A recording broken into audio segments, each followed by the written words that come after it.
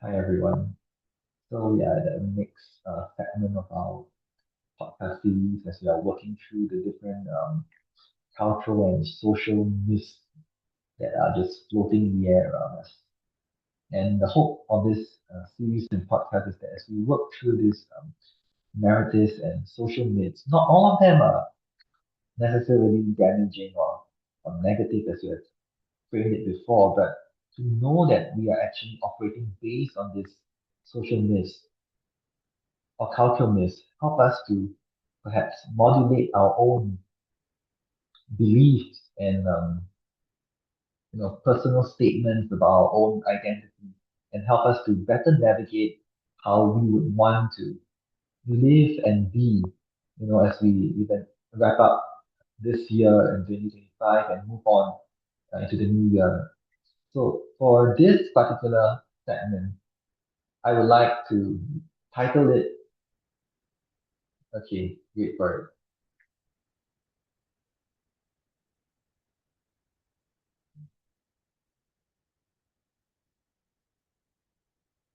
All right. Yep. I would like to title it Still Haunted, the Skeletons in Our Closet. So let's dive right in.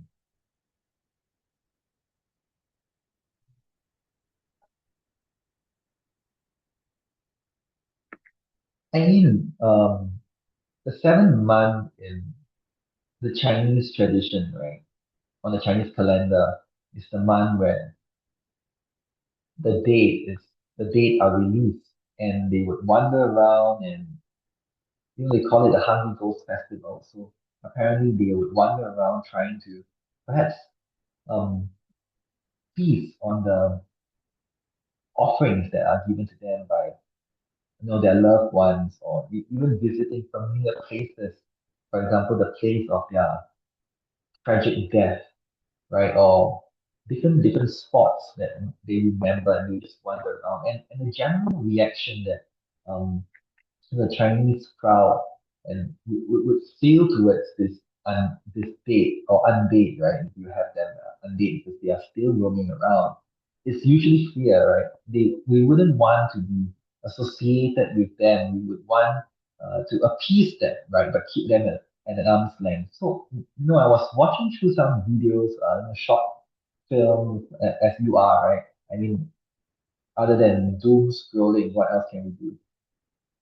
So we are scrolling through these videos, and these videos were about this 7 month Hungry Ghost Festival and stories related to the festival. So they would have short clips about how there have been um, ghost stories spread in the city or in the community. And these ghost stories will deal with, for example, ghosts that appear in workplaces, in I don't know, grab cars, and ghosts that appear in your backyard and things like that, right? Or even um, surrounding those that would even venture and explore this possibility through their work. For example, certain actors and actresses who are cast into this kind of drama, and then how they would eventually encounter or bump into this unclean um, motley crew of ghosts, right? And they would be very, very terrified and they just want to do all that they can, whether it's go to the temple, and there's even a short clip that shows that when they went to the temple, um, who knows that the temple priest was actually a hoax, so a charlatan, right? So he actually cheated one of them of her sexuality, and it's just this kind of short clip. So I was watching these things, I was just thinking to myself, right, that as a culture, we believe in this kind of things. We believe in the supernatural, in the Asian culture. And yet at the same time, we are so fearful of them. So I was just thinking, because I come from a Christian tradition, so once again, I try to use that as a reference point, right?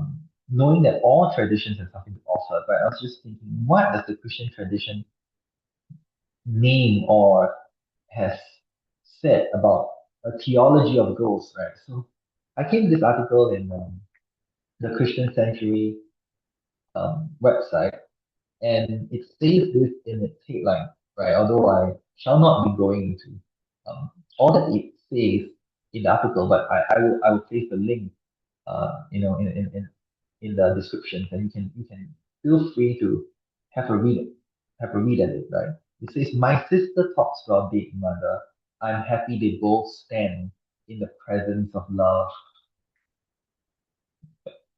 So it's just such a different framing when I read this, right? So I was honestly quite um, distressed and a little bit disturbed and uneasy after watching all those entertaining short clips, or maybe not so entertaining because the plot seems to be quite repetitive, right?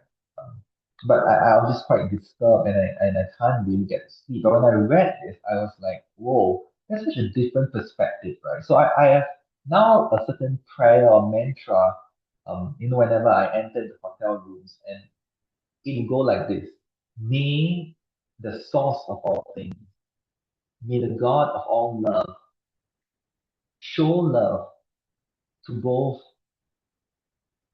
the living and the dead, to both humans and whatever that's in between, and to all ghosts. I actually pray that. So, because I feel like this is such a huge worldview, right?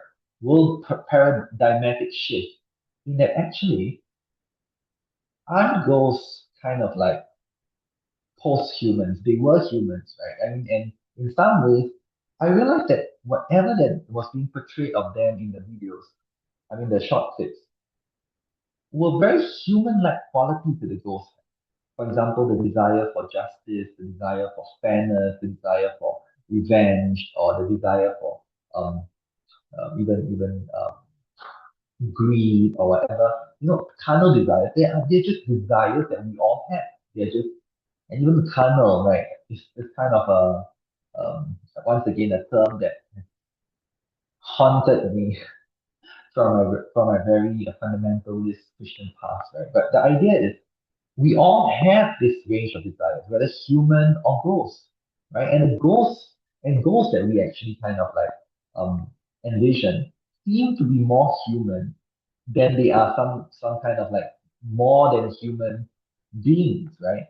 So in that sense, would it be too far of a leap in considering what this article is trying to say? It's trying to say and express that the Christian tradition, from the viewpoint of love, embraces both the living and the dead, because the dead are but somewhat semblances of the memory of the living, right? Like in both ways, in one way where we remember those that have gone before, that have come before, and in another way,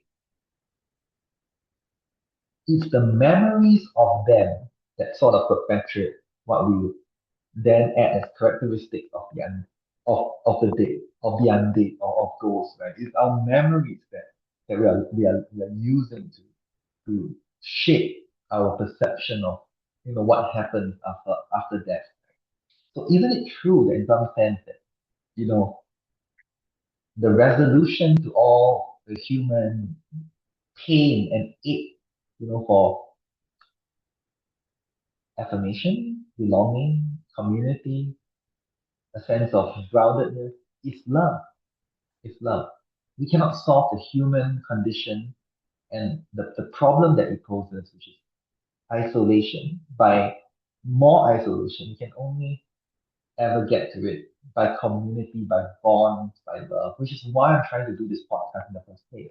I'm trying to still reach out to people out there. Maybe you will watch it in the next, I don't know, 2 years, 3 years, but hopefully by then, or whenever the then is, we will have that community, right? Because even the undead needs it, right? So that's why in this kind of video clips, oftentimes the living wants to forget something that happened to someone that's gone by, but that has already passed on, and yet and yet the desire that goes for that reconciliation or that mediation, you know, presents him as a being that returns, right?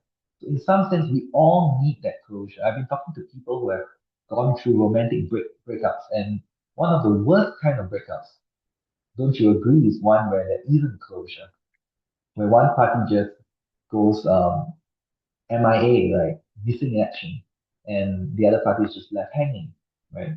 And it is that dreaded beep on your mobile when you can't reach the person, right? So all of us have that kind of sense of rejection. And isn't that what Freudian psychology tells us as well, psychoanalysis?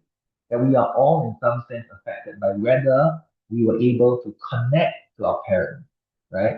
Whether it's about feeding on our mother's breast, right? Or whether it's about the attachment to our fathers and all those kind of things, right? The jealousy, the detachment. All of us are affected by this to one degree or another, whether we are attached deeply to our family of origin in a healthy way, or whether the attachment has been distorted by avoidance, by distance, by ambiguity. We all want certainty and security um, in the human condition. And I think the Christian viewpoint does give that, but we'll come back to that later. For now, meet Mr. 8. Mr. 8 here looks very like one of us, right? I mean, oftentimes I think one of the dominant mode of very Singaporeans operate. Even I myself at times, right? We stand such deep anger just beneath our skin, right? And oftentimes I think we do not know why this anger is there.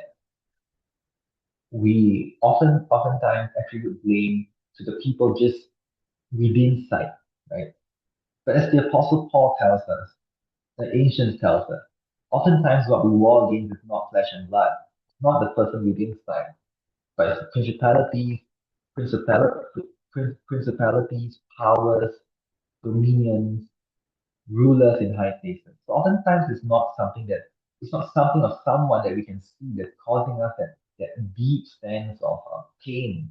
Oftentimes it's powers that we cannot see, like narratives that are created. And that's why we do this podcast because we are trying to take a step back from perhaps the dominant narratives that have controlled our lives, that have been passed down to us inadvertently as we live, uh, you know, um, in this world. And we are born into narratives, right? For example, the Singapore narrative that somehow we have been transformed from a fishing village to a metropolitan city, and they give us a few factors how this has happened, right? Um, is it totally true? Is it totally verifiable? Or are there nuances to how this account? And historians have given nuances to this account, right? To be fair, but are we aware of it? Are we aware that there are all these nuances? There are all these slight variations that can lead to perhaps a monumental viewpoint shift towards the very significant things in our lives. For example, what is love? Yes, I mean even the Jack and Rose kind of love. What is love, right? Or even what is marriage, right? Or what is actually living life,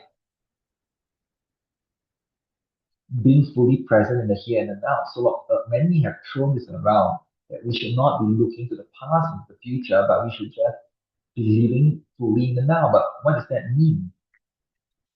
And if we are simply a creature with a finite end, and I mean, this is the Pandora box that evolutionary biology has opened up, right? So it's opened up for us this deep sense that we are more than just our individual personal agency going out to make change happen, right? We are part of a collective whole that has been precedented by evolution, that's been precedented by the struggle to survive and the survival of fetus.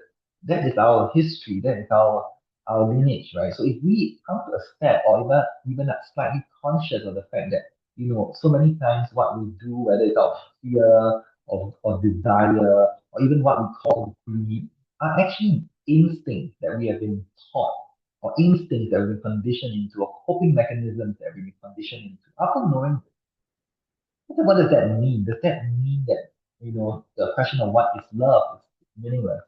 Or the question of right and wrong is meaningless? Does that entail that? In some ways it does, right? Because the old ideas of love and morality just doesn't hold water, right? So I mean the old ideas of meaning a very direct correlation between what you do and who you are, right? So if you do X, Y, Z, if you these are your views towards sex, these are your views towards homosexuality, these are your views towards the government or politics, then you are not on our side. You're not on the right side of history, right? So there's this idea. But does that mean we throw the baby out the bathtub? Is there a place for ethics in a world that the Pandora box is open and we realize that we are more like a creature, right, with a finite end? Why finite end? Because in the past we used to live with this great superstition that things will just go on into what we call eternity or heaven or hell. But knowing that even the biblical text itself, when they speak about heaven and hell, it is very much a continuation of this life and a projection of this life. And in some sense, it's being used to teach us about this very life that we have right now and the decisions that we make and so on and so forth, rather than some kind of eventual eternal bliss or some kind of eventual eternal um, torment in that sense of impending punishment that is coming, but rather than an addictive cycle that is in the here and the now that the scriptures as a whole seems to actually tend toward, right? So even the biblical account seems to kind of say that actually there is a finite end to us, right? So I mean, with all this Pandora box open and knowing that we are a product of our family of origin, of trauma, and some things are very conditioned and we can't really control it, right? So should we still strive to live outside of a survival narrative? Or should we just be like Mr. 8? So which means just do the best that we can in order to populate our genes. But even if you try to do that, the interesting thing is you can't. The interesting thing is that what is hardwired in us is that when we look at death and because we fear that it's coming, we kind of look at it and have this sense that we have to actually be doing all that we can to live our fullest life now because we have that sense that we have to live our fullest life now. We actually are hardwired to bring meaning to everything that we do. Don't you agree? Which means we actually bring meaning to the things that we do. We are not trying to actually, we're not actually trying to shy away from meaning. We actually are hardwired to pursue meaning, even when we now know, and the Pandora box is open, that there may not be an essential, inherent meaning in the universe or in the world.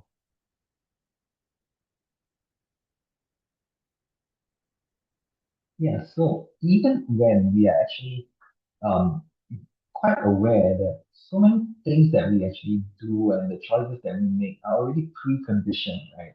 And they are like, precondition doesn't mean that you don't feel that you have a choice when you're doing something, but even when you think you have a choice, oftentimes you react in ways like that perhaps are avoidant or insecure, or you seem to get back into certain dysfunctional patterns in relationships due to something that has already happened to you some time ago or all the way back in your childhood, right? So those pain points, those triggers, those traumas, they resurface. Right? But even with that, why is it that we are still trying to nudge reality to kind of open up to us, to kind of yield to us certain meaning, right? But that's the way we are. It seems like perhaps we function the best when we keep going through some kind of death and resurrection. So let me share the screen again.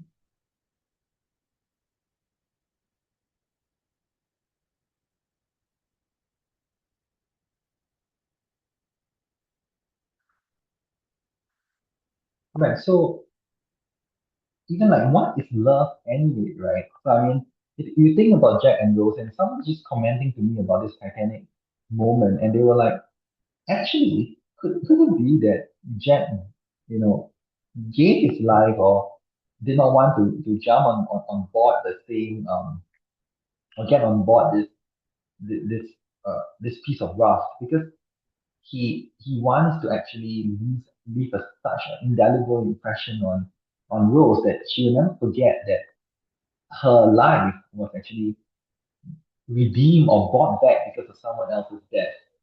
So could it be that's the reason that he actually, chose to actually float alongside her rather than actually coming on board, right? But I mean, obviously, it might be because of the weight of the raft can carry and all that. But in some sense, I think my friend is questioning it. What is love anyway? Is it a guilt trip? Is it some sort of something that binds you and makes you feel uncomfortable? I mean, uncomfortable enough to actually do something, right?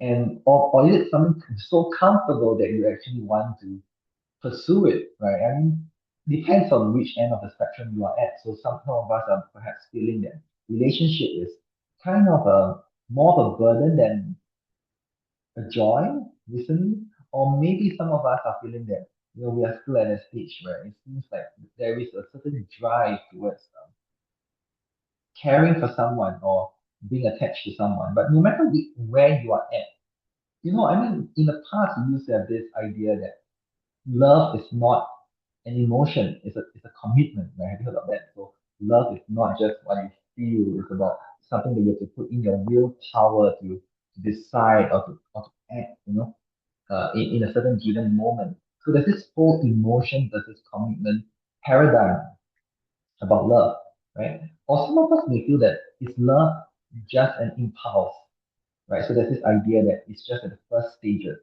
And that is why there's this common saying in Chinese that, the end of love is marriage, right? Or the grave where love is buried is actually marriage. Because there's this idea that once love has gone through its initial stages, it just dies, right?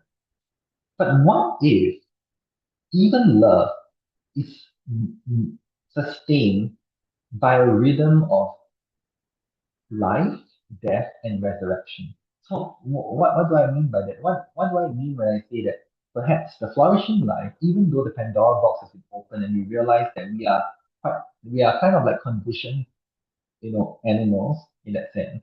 But but the reason we are trying to bring meaning to our life or to find a deeper sense of purpose and mission, even when we know that in some sense the universe is, you know, deeply chaotic, right? Why are we trying to kind of bring order to it? Could it be because this order, this ordering of the universe, this sense of ordering chaos is actually beneficial to us? Just the very act of evaluating ourselves, others,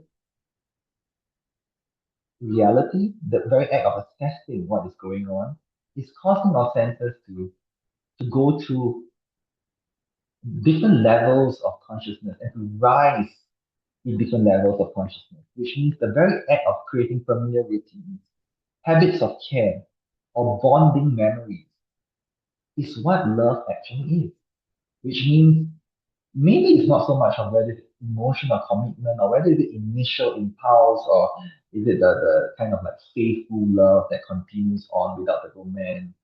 Maybe it's all of it, right? It's the familiar routines that you create. It's the habits of care that you show to someone or you receive from someone.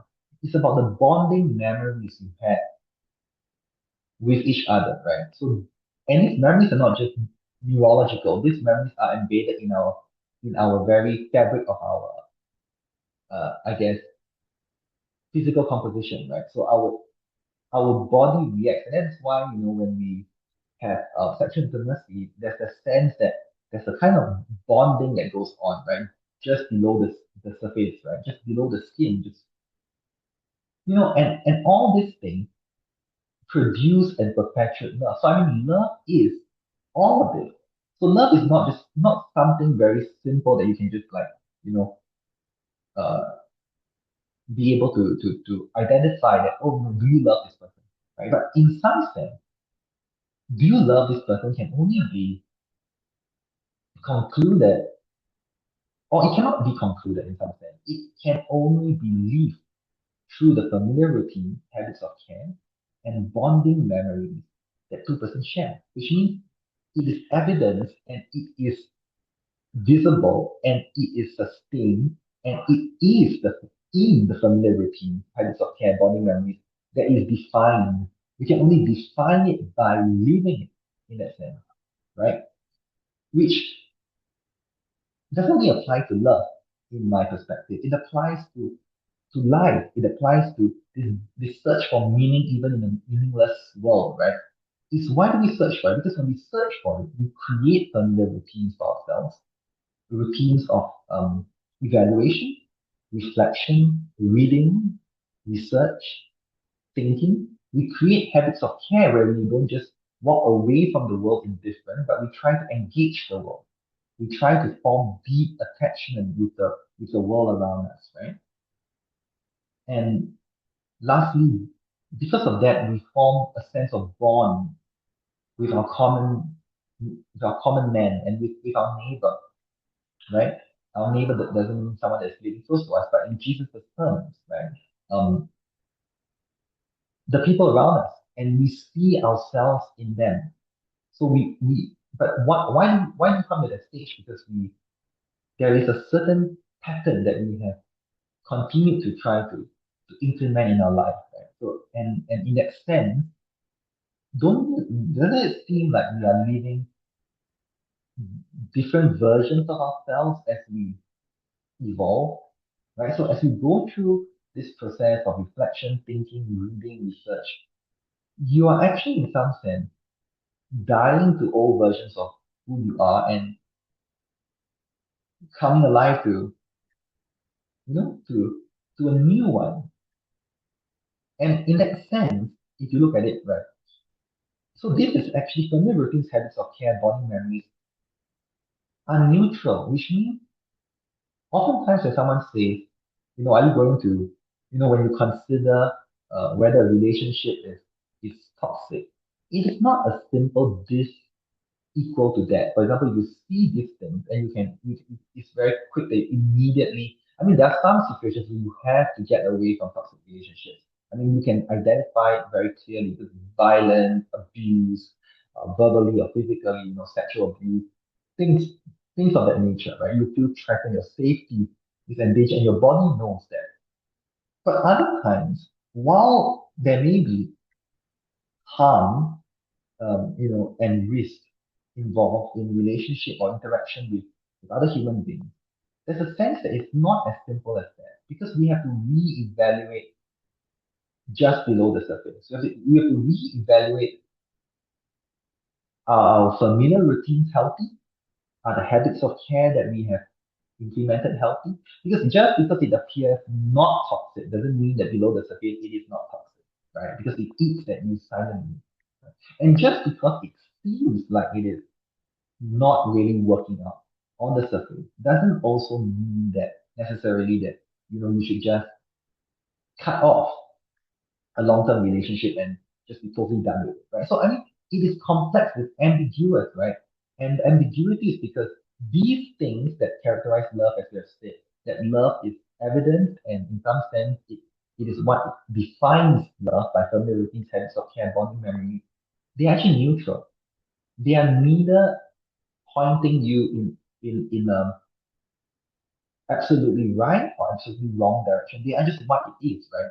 So the more you bond, the more you practice habits of care, the more you practice familiar routine, the more you build them in relationship towards somebody, the more you will experience this thing called love, whether for better or or worse, right?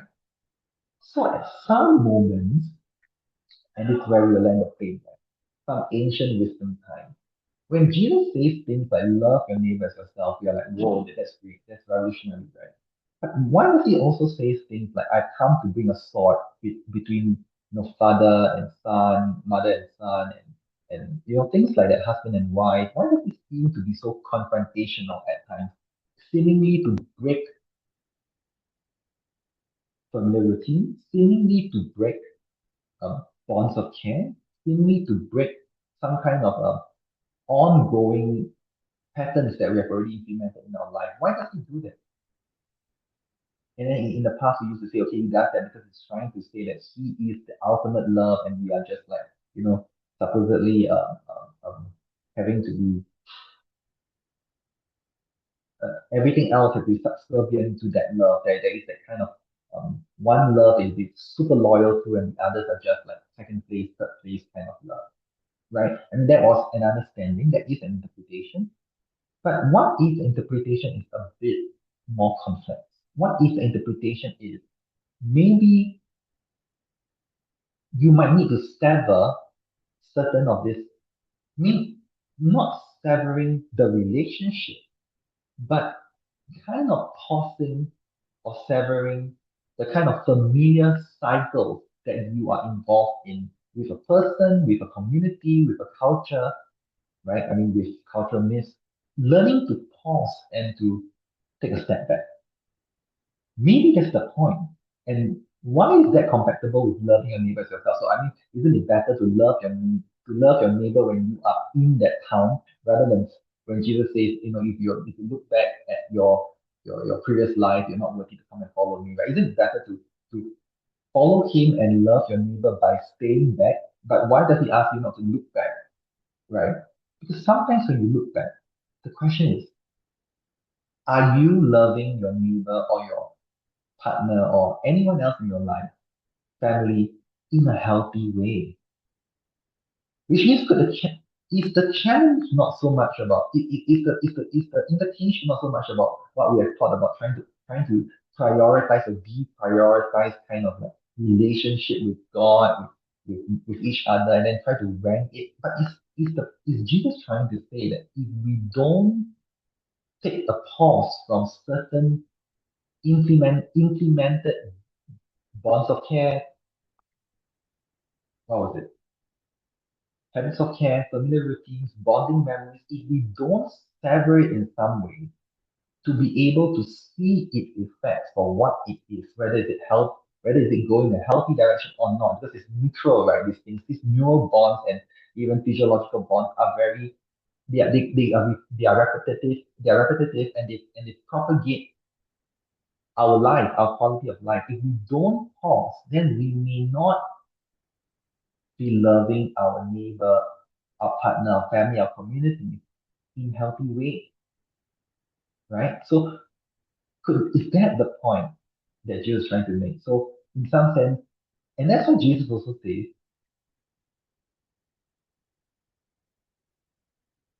if a seed remains alive, it will only be one seed. But if it dies, you know, it produces many seeds.